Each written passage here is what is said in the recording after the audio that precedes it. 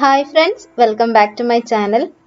ഇന്ന് ഞാൻ വന്നിട്ടുള്ളത് എലാഞ്ചിന്റെ ഒരു റെസിപ്പി ആയിട്ടാണ്. വളരെ ടേസ്റ്റി ആയിട്ടുള്ള ഒരു വൈകുന്നേരത്തെ ചായക്കൂട്ടലാണ് ഈ എലാഞ്ചി എന്ന് പറയുന്നത്. നമ്മുടെ മൈദപ്പത്തലിന്റെ ഉള്ളിൽ കുറച്ച് ഫില്ലിംഗ് ഒക്കെ വെച്ചിട്ടാണ് ഇത് ഉണ്ടാക്കിയെടുക്കുന്നത്. അപ്പോൾ എൻ്റെ വീഡിയോസ് നിങ്ങൾക്ക് ഇഷ്ടമാവുകയാണെങ്കിൽ തീർച്ചയായിട്ടും ലൈക്ക് ചെയ്യുക, ഷെയർ ചെയ്യുക, സബ്സ്ക്രൈബ് ചെയ്തിട്ട് കൂടുതൽ വീഡിയോസ് കാണുക കേട്ടോ.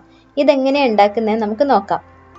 ആദ്യം നമുക്ക് ഇതിന്റെ ഫില്ലിംഗ് ആണ് ഉണ്ടാക്കിയെടുക്കേണ്ടത്. അപ്പോൾ അതിനു വേണ്ടിയിട്ട് ഞാനൊരു തവ അടുപ്പത്ത് വെച്ചിട്ടുണ്ട്. അതിലോട്ടേക്ക് ആവശ്യത്തിന് തേങ്ങ ചിരവിയതാണ് ഇട്ട് കൊടുക്കുന്നത്.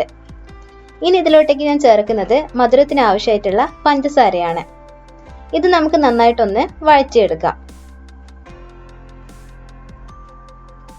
ഇനി ഞാൻ ഇതിലോട്ടേക്ക് ചേർക്കുന്നത് കുറച്ച് ഏലക്ക പൊടിയാണ്. അതും കൂടി ഇതിലോട്ടേക്ക് ചേർത്ത് കൊടുക്കാം.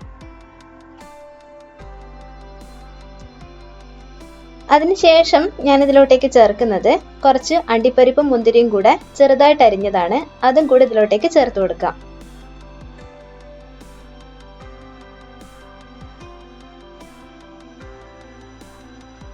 ശേഷം നമുക്ക് ഇതിലോട്ടേക്ക് മുട്ട ചേർത്ത് കൊടുക്കാം. അപ്പൊ ഞാനിവിടെ 2 മുട്ടയാണ് എടുത്തിട്ടുള്ളത്.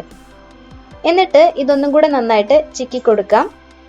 അപ്പൊ മുട്ടയുടെ ആ ഒരു പച്ച മണക്ക് മാറുന്നത് വരെയാണ് ഇത് നമ്മൾ റെഡിയാക്കി എടുക്കേണ്ടത്. കുറച്ച് സമയം കഴിയുമ്പം നല്ലൊരു സ്മെല്ലൊക്കെ വരും. അപ്പം നമ്മളെ മസാല റെഡിയായി എന്നാണ് അർത്ഥം. അപ്പം നമ്മുടെ ഫില്ലിംഗ് ഇവിടെ റെഡി ആയിട്ടുണ്ട്. ഇനി നമുക്ക് ഫ്ലെയിം ഓഫ് ചെയ്യാം. ഇത് മാറ്റി വയ്ക്കാം. ഇനി അടുത്തത് ബാറ്റർ ഉണ്ടാക്കണം. അതിനായിട്ട് ഞാനൊരു പാത്രത്തിലോട്ടേക്ക് ആവശ്യത്തിന് മൈദപ്പൊടിയാണ് ഇട്ട് കൊടുക്കുന്നത്. ഇനി ഇതിലേക്ക് നമുക്ക് ഒരു നുള്ളു ഉപ്പും കൂടെ ചേർത്ത് കൊടുക്കാം.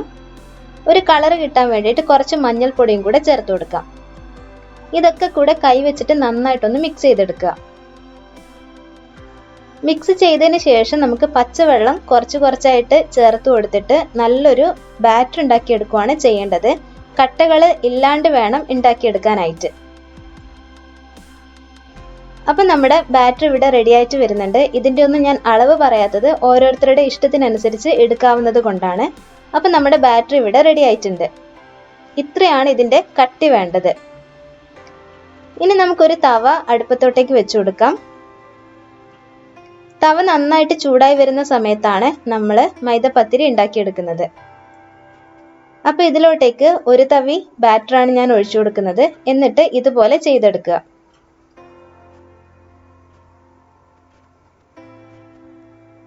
ഒരുപാട് നൈസാക്കിയിട്ട് ആവണ്ട, ഒരുപാട് കട്ടിയിലും വേണ്ട. ഏകദേശം ഒരു ഒത്ത കട്ടിയിൽ വേണം ചെയ്തെടുക്കാനായിട്ട്. ഇതൊന്ന് ആറി വരുന്ന സമയത്ത് അതിൽ നമുക്ക് കുറച്ച് നെയ്യ് തടവി കൊടുക്കാം. അതിനുശേഷം നമുക്ക് ആവശ്യത്തിനനുസരിച്ചിട്ടുള്ള ഫില്ലിങ്ങും കൂടെ ഇതിലോട്ടേക്ക് വെച്ചു കൊടുക്കാവുന്നതാണ്.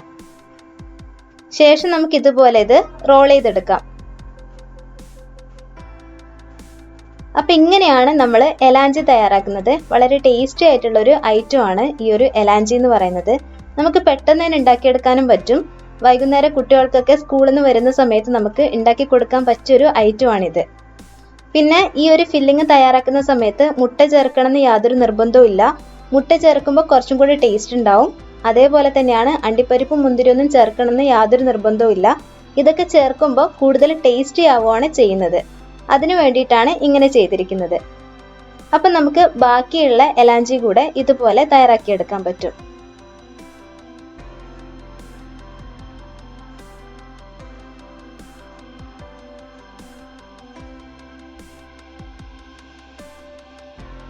അപ്പം നമ്മുടെ എലാഞ്ചി ഒക്കെ ഇവിടെ റെഡി ആയിട്ടുണ്ട്. കട്ടൻ ചായൻ്റെ കൂടെ കഴിക്കാൻ പറ്റിയ ഒരു ഐറ്റമാണ്. കട്ടൻ ചായ മധുരം ഇടാണ്ട് കഴിക്കുന്നതായിരിക്കും കൂടുതൽ ടേസ്റ്റ് ഉണ്ടാവുക. എൻ്റെ വീഡിയോസ് നിങ്ങൾക്ക് ഇഷ്ടമാവുകയാണെങ്കിൽ തീർച്ചയായിട്ടും ലൈക്ക് ചെയ്യുക, ഷെയർ ചെയ്യുക, സബ്സ്ക്രൈബ് ചെയ്തിട്ട് കൂടുതൽ വീഡിയോസ് കാണുക. വീണ്ടും നല്ല റെസിപ്പി വീഡിയോ ആയിട്ട് കണ്ടുമുട്ടാം. അതുവരേക്കും take care, bye bye. Thank you for watching.